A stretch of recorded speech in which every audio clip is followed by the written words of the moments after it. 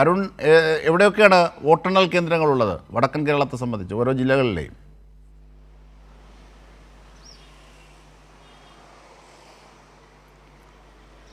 അജിംഷാദ്, എന്തായാലും വടക്കൻ കേരളത്തിലെ ഏറ്റവും പ്രധാനപ്പെട്ട സുപ്രധാന, കാരണം ഈ രാഷ്ട്രീയ കേരളത്തിൽ ഏറ്റവും എല്ലാവരും ഉറ്റുനോക്കുന്ന നിയമസഭാ തിരഞ്ഞെടുപ്പ് ഫലം വരുമ്പോൾ അതിൽ ഏറ്റവും നിർണായകമായ ഒരു ഘട്ടം എന്ന് പറയുന്നത് കോഴിക്കോട് ജില്ലയിൽ അല്ലെങ്കിൽ മലബാർ മേഖലയിൽ തന്നെ ആയിരിക്കുമെന്നുള്ളതിൽ സംശയമില്ല. കാരണം പലയിടത്തും ഫോട്ടോ ഫിനിഷാണ് രാഷ്ട്രീയ നിരീക്ഷകർ ഉൾപ്പെടെയുള്ളവർ ഫിനിഷ് ചെയ്യുന്നത്. ഈ തിരുവനന്തപുരത്ത് നിന്ന് അല്ലെങ്കിൽ തിരുവനന്തപുരം, കൊച്ചി മേഖലകളിൽ നിന്ന് മറ്റുള്ള ജില്ലകളിൽ നിന്നെല്ലാം വ്യത്യസ്തമായി കോഴിക്കോട് 3 ഇടങ്ങളിലാണ് വോട്ടെണ്ണൽ കേന്ദ്രം ഇപ്പോൾ പ്രഖ്യാപിച്ചിരിക്കുന്നത്. ജില്ലാ ഭരണകൂടത്തിൻ്റെ കൂടി ഒരു നിർദ്ദേശം കൂടി അനുസരിച്ചിട്ടാണ് ഈ വോട്ടെണ്ണൽ കേന്ദ്രങ്ങളിൽ 144 പ്രഖ്യാപിച്ചിട്ടുണ്ട് എന്നുള്ളതും പ്രത്യേകമായി നമ്മൾ കാണുന്നുണ്ട്.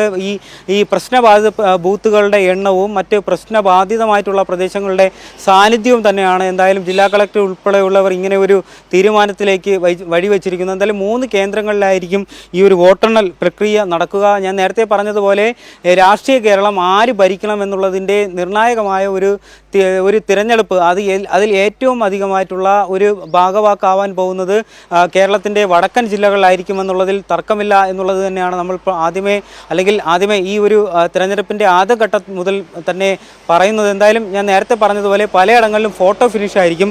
നമ്മൾ ഏറ്റവും അധികം നോക്കേണ്ടത് മലബാർ മേഖലയിൽ ഏറ്റവും ശ്രദ്ധേയമായ ഒരു നിയോജക മണ്ഡലം എന്ന് പറഞ്ഞാൽ തീർച്ചയായും ധർമ്മടം മണ്ഡലം തന്നെയാണ്. അവിടെ കേരളത്തിൻ്റെ 2 തവണകളിലായി മുഖ്യമന്ത്രി സ്ഥാനം വഹിച്ചിരുന്ന പിണറായി വിജയനാണ് ധർമ്മടം മണ്ഡലത്തിൽ വീണ്ടും ജനവിധി തേടുന്നത്. എന്തായാലും ജനശ്രദ്ധ ആർജിക്കുന്ന ഒരു മണ്ഡലം തന്നെയാണ്. അതിനോടൊപ്പം തന്നെ ശൈലജ ടീച്ചർ ഉൾപ്പെടെയുള്ളവർ മത്സരിക്കുന്ന മണ്ഡലമുണ്ട്. അതിൻ്റെ എതിരാളിയായി KPCC പ്രസിഡന്റ് സണ്ണി ജോസഫ് മത്സരിക്കുന്ന പേരാവൂർ എന്തായാലും ശ്രദ്ധ ആർജിക്കുന്ന മണ്ഡലമാണ്.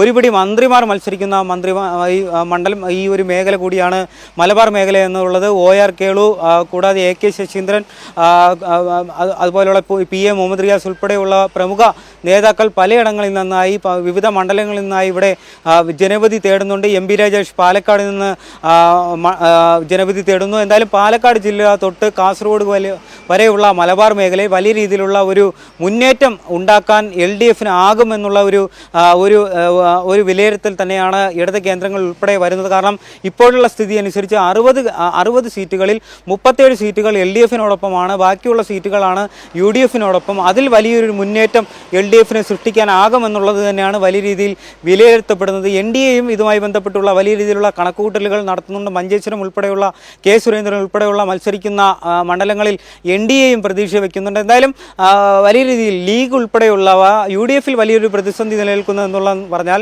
മുഖ്യമന്ത്രി സ്ഥാനത്ത് ചൊല്ലിയുള്ള പ്രതിസന്ധി അത് UDFൽ കോൺഗ്രസിനുള്ളിൽ പ്രത്യേകിച്ച് ആദ്യമേ ഉണ്ടായതാണ്. അതിൽ ലീഗും ഭാഗവാക്കായി എന്നുള്ളത് വലിയ രീതിയിലുള്ള ഒരു പ്രതിസന്ധി ആദ്യമേ തന്നെ സൃഷ്ടിച്ചിട്ടുണ്ടായിരുന്നു. അതെന്തായാലും ഈ ആത്മവിശ്വാസവും, പക്ഷേ എക്സിറ്റ് പോളുകൾക്ക് അപ്പുറത്തേക്കുള്ള കണക്കുകൾ പല ഘട്ടങ്ങളിലെയും രൂപപ്പെടുത്തുന്ന കൃത്യമായ കണക്കുകൾ LDFനുമുണ്ട്. അതൊക്കെ വടക്കൻ കേരളത്തിൽ പ്രത്യേകിച്ചും വലിയ രീതിയിൽ തന്നെ കോഴിക്കോട് 13-ൽ 11 സീറ്റുകളും വിജയിച്ച ആത്മവിശ്വാസം അത് കൂട്ടാൻ തന്നെയാണ് ഇത്തവണയും LDF മുതിരുന്നത്. ഇതൊക്കെയാണ് നമുക്ക് വടക്കൻ കേരളത്തിലെ ചിത്രങ്ങളും. എന്തായാലും നമുക്കൊപ്പം കൂടുക, എല്ലാവിധ സജ്ജീകരണങ്ങളിലൂടെയും ഞങ്ങൾ തയ്യാറാണ്. ഒപ്പം തെരഞ്ഞെടുപ്പ് കമ്മീഷനും എല്ലാ സജ്ജീകരണങ്ങളുമായി വോട്ടെണ്ണെല്ലാം തയ്യാറാണ്. ഇനി മണിക്കൂറുകൾക്കകം കേരളം എന്താണ് കരുതി വച്ചിരിക്കുന്നതെന്ന് അറിയാം.